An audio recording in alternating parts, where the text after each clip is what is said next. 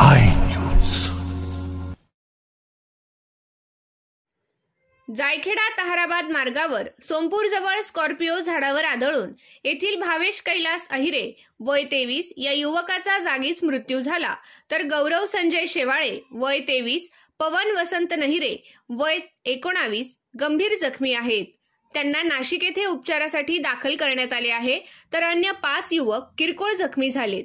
जायखेडा येथील मित्राच्या हळदीचा कार्यक्रम आटोपून रात्री 12च्या दरम्यान ताहराबाद येथील महामार्गावरून स्कॉर्पिओ गाडीने येत असताना सोमपूर पासून काही अंतरावर चालकाचे गाडीवरील नियंत्रण सुटल्याने ती रस्त्याच्या कडेला असलेल्या झाडावर जाऊन आदळली।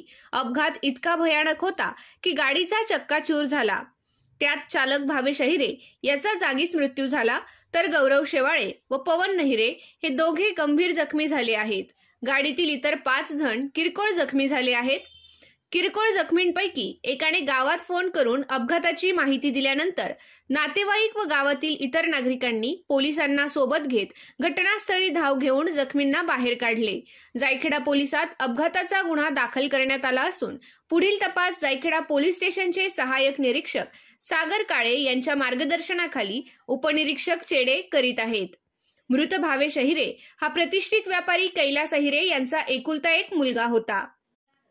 या अपघाताने परिसरात हळहळ व्यक्त करण्यात येत आहे। अपघातानंतर जायखेडा गावात स्वयंस्फूर्तीने बंद पाळण्यात आला। भावेशवर शोकाकुल वातावरणात अंत्यसंस्कार करण्यात आले।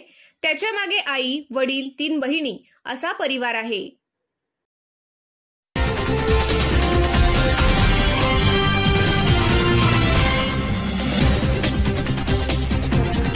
आय